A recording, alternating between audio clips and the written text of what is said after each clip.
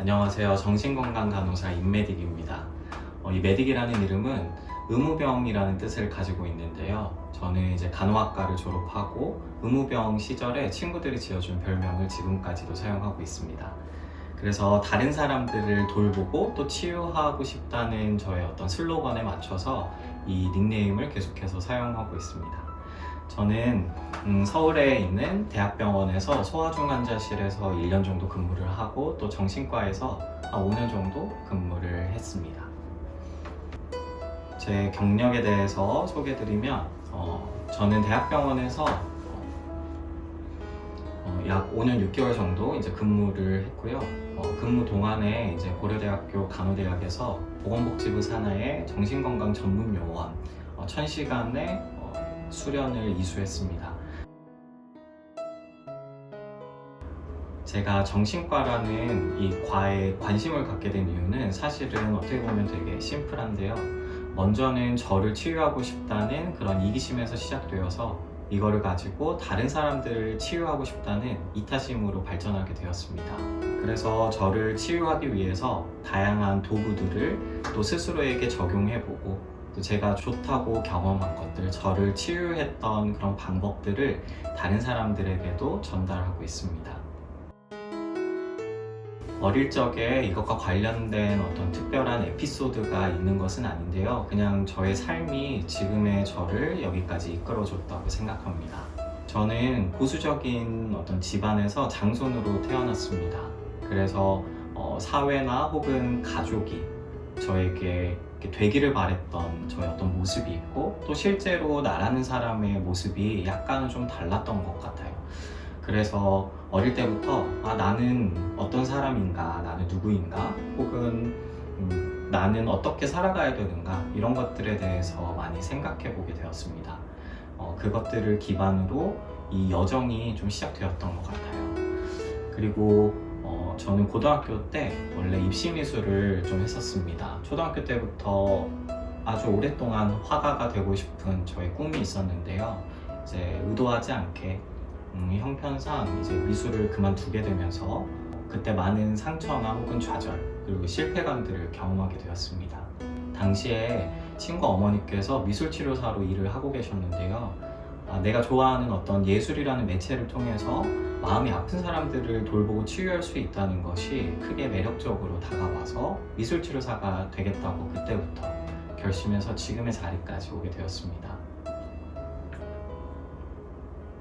제가 정신건강 간호사로 일하면서 이제 다양한 사례들과 또 환자분들을 만나왔는데요. 어떤 특수한 에피소드라기보다는 그 화나 친구가 저한테 썼던 인상 깊은 또 편지가 있어서 가지고 와보게 되었습니다. 선생님, 드디어 작별을 할 때가 왔습니다. 저도 여기서 3달을 있을 줄 전혀 상상도 못했어요. 물론 3달을 버티는 게 정말 힘들었지만 선생님이 곁에서 항상 응원해 주셔서 힘이 많이 되었어요. 만약 선생님이 저의 담당 간호사가 아니었다면 저는 훨씬 더 힘들었을 거예요. 선생님처럼 다정하시고 또 웃기시고 지혜로우시고 착하신 선생님은 없는 것 같습니다. 저는 선생님을 만난 이후부터 내 담당 간호사님이 선생님이어서 너무 기쁘다라는 생각을 계속했어요. 선생님이랑 이런저런 이야기를 나누면서 제 자신을 돌아볼 수 있는 기회가 생겨서 좋았습니다. 우울증에 걸린 이유가 뭘지, 어떻게 이겨낼지, 그리고 앞으로 다시는 걸리지 않게 어떻게 지낼지 등 제 스스로 깨닫게 해주셨습니다. 마음챙김이라는 새로운 것을 배우면서 저 자신한테 조금 더 착해지는 방법도 알아냈습니다. 저는 선생님이 마음챙김을 계속 하시려고 한다니 저도 일상에서 마음챙김과 자기연민을 해보도록 하겠습니다. 이런 멋진 것들을 저한테 소개해 주셔서 감사합니다. 선생님 덕분에 많이 웃고 갑니다. 저도 선생님에게 복이 찾아가기를 기도할게요. 그동안 감사하고 재밌었습니다. 화이팅! 이런 편지를 써주었습니다. 그래서 이 편지를 보면서 누군가를 돌보는 일이 주는 어떤 의미가 무엇일지에 대해서 다시 한번 생각해 보게 되었습니다.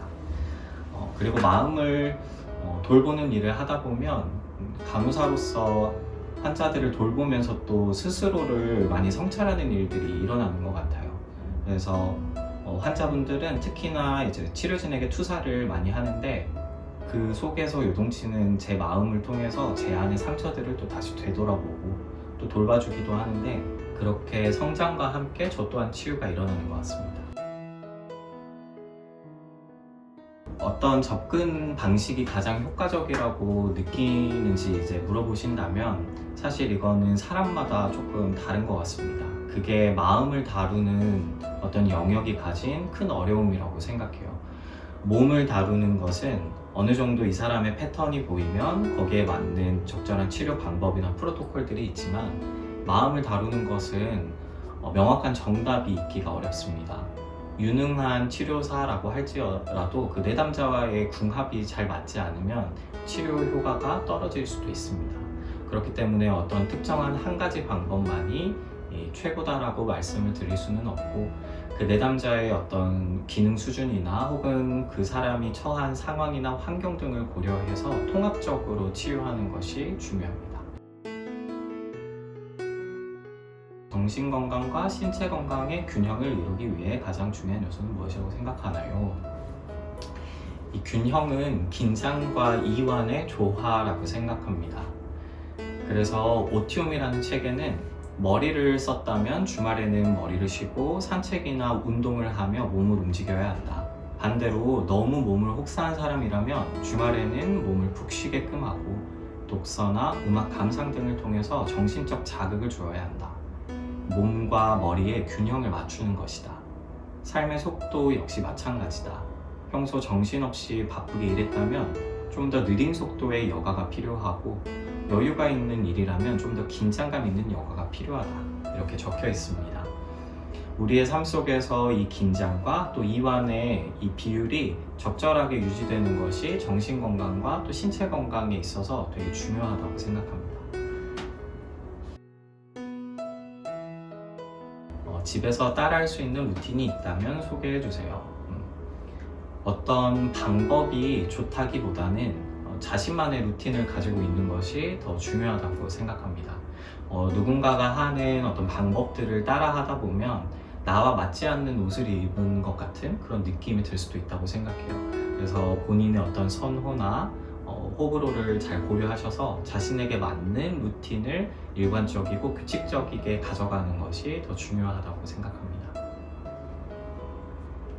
앞으로 저는 이루고 싶은 꿈이 있다면 아무래도 제가 병원에서 주로 일을 하다 보니까 병리적인 사람들을 많이 만나왔습니다.